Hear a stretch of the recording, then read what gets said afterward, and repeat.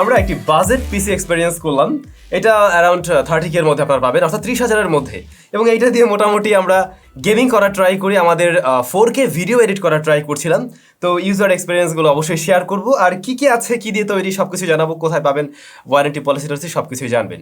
যেহেতু আপনারা অনেকেই রিকোয়েস্ট করছিলেন 20-30 হাজার টাকার মধ্যে একটা কোনো কম্পিউটার ব্যবহার করার জন্য, এই জন্য আমি চিন্তা করলাম যে 1030-এর মধ্যে কোনো একটা কম্পিউটার একটু নিয়ে আসি, নিজে একটু ব্যবহার করি, দেন আপনাদের সাথে ইউজার এক্সপিরিয়েন্সটা শেয়ার করি। এই কম্পিউটার দিয়ে আসলে কি কি করা যায়, অর্থাৎ 30,000 টাকা দিয়ে একটা কম্পিউটার আনলাম, সেটা দিয়ে কি করা যায়। সো ফার্স্টেই আমরা জানতে চাই এর পারফরমেন্স সম্বন্ধে, পারফরমেন্স হিসেবে কি আছে।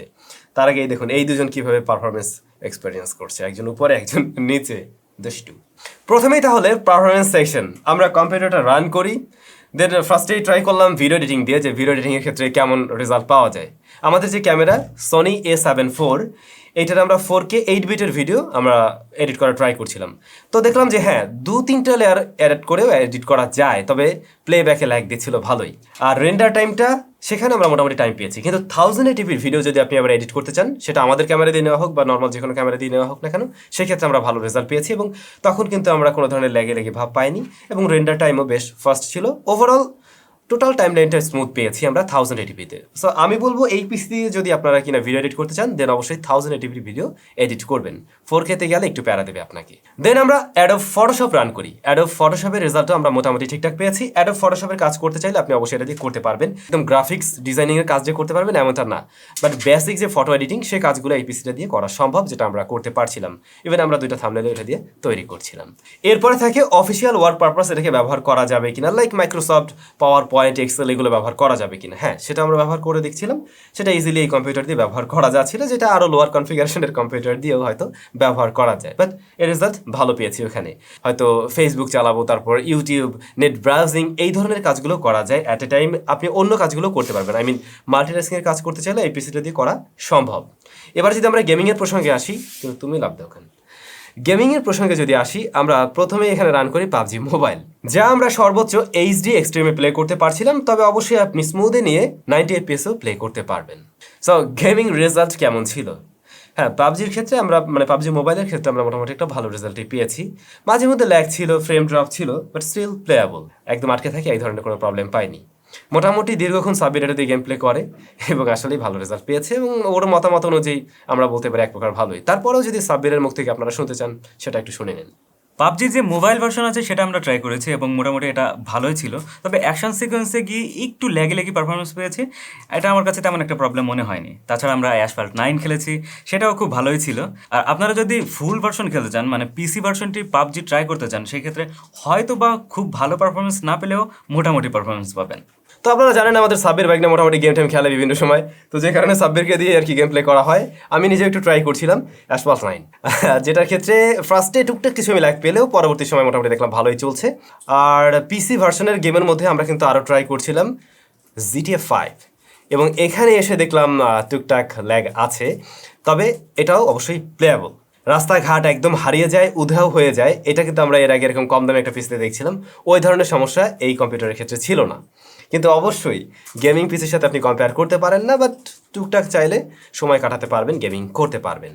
তারপরেও যদি মনে হয় না আমি আরও একটু বেটার পারফরমেন্স এই পিসি থেকে চাই, তখন হয়তো আপনি র্যাম আরও কিছুটা বাড়িয়ে নেবেন। বাই দ্য ওয়ে, এর মাঝে 8GB র্যাম রয়েছে, সো তখন আপনি একটু র্যাম বাড়িয়ে নিলেন এবং সি ড্রাইভে আর একটু বড় সাইজ দিলেন আর কি।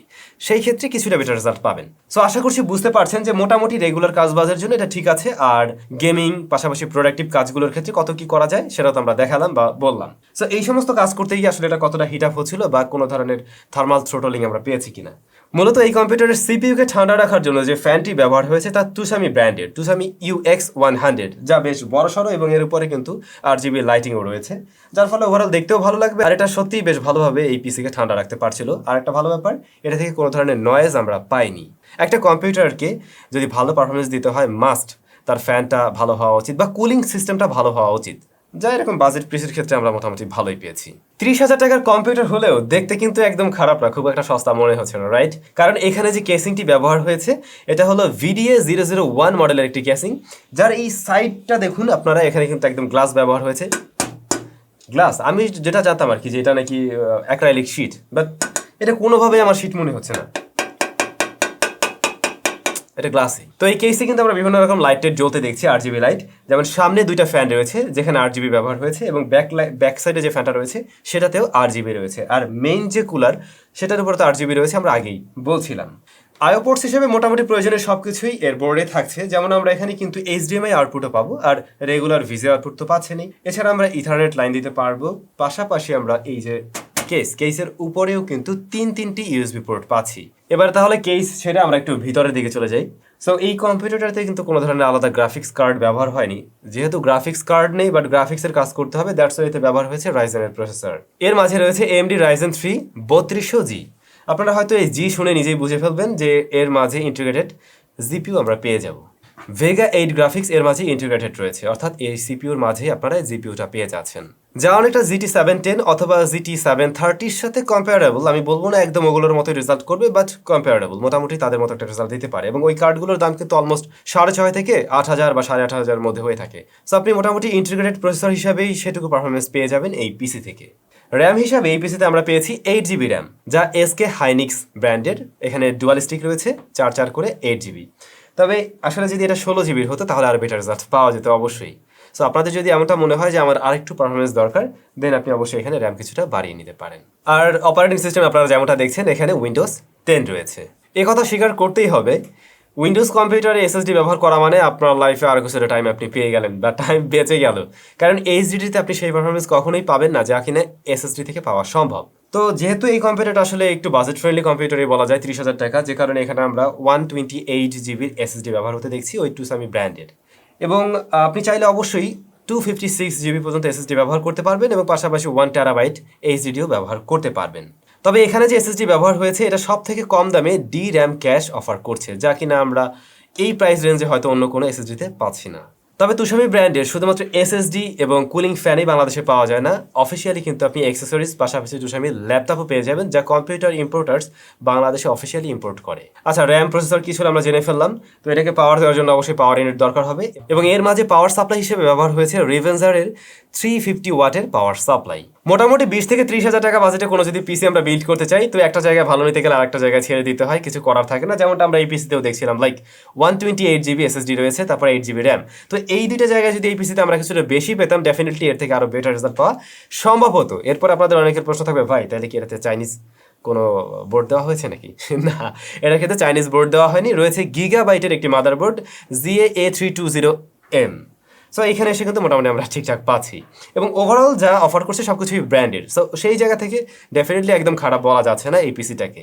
সো যদি আমরা 30,000 টাকার একটা পিসি হিসেবে এটাকে চিন্তা করতে চাই, সেই জায়গা থেকে আসলে কেমন রেজাল্ট পেয়েছি আমি, আমার কথা বলতে গেলে আমরা যেমন ধরুন গেমিং করছিলাম, গেমিং রেজাল্ট নিয়ে সন্তুষ্ট থাকতে পারবেন। যদি আপনি মোবাইল ভার্সনের গেমগুলো প্লে করেন দেন এটা একটা ভালো রেজাল্ট দেবে, আর যদি পিসি ভার্সনের গেমগুলো প্লে করতে চান দেন আমি বলবো আপনি এখানে SSD একটু বাড়িয়ে নিন, এবং অবশ্যই আপনি এখানে র্যামটাও কিছুটা বাড়িয়ে নেবেন। সেই ক্ষেত্রে আরও কিছুটা বেটার রেজাল্ট পাওয়া সম্ভব হবে এই কম্পিউটার থেকেই।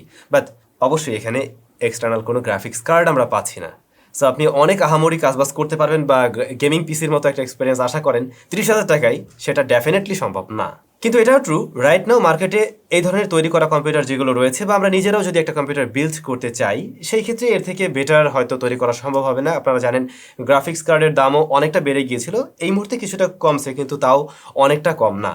সব কিছুরই দাম বৃদ্ধি পেয়েছে, দ্যাটস ওয়াই হয়তো আমরা এর থেকে বেটার অপশন পাচ্ছি না। তো সেই জায়গা থেকে আপনি চাইলে অবশ্যই এটাকে চয়েস করতে পারেন। আপনার যদি এমনটা দরকার হয়, লাইক আমি 1080p ভিডিও এডিট করব, মাঝে মধ্যে টুকটাক গেমিং করব এবং রেগুলার কাজবাজ করব, দেন আপনি এটাকে অবশ্যই চয়েস করতে পারেন। আবার সুন্দর কেস টেস্ট রয়েছে, হয়তো দেখে ভালোও লাগবে। সো সেই জায়গা থেকে চয়েস করা যেতে পারে। আমরা এটা কোথায় পেয়েছিলাম, বা আপনারা যদি নিতে চান সেই ক্ষেত্রে কীভাবে নেবেন, এবং ওয়ারেন্টি পলিসি কী রয়েছে। আমি শুরু থেকে বলে আসছিলাম 30,000 টাকা, 30,000 টাকা, এটার দাম হলো অ্যাকচুয়ালি 29,500 টাকা। সো 500 টাকা কম পেলেন এখানে।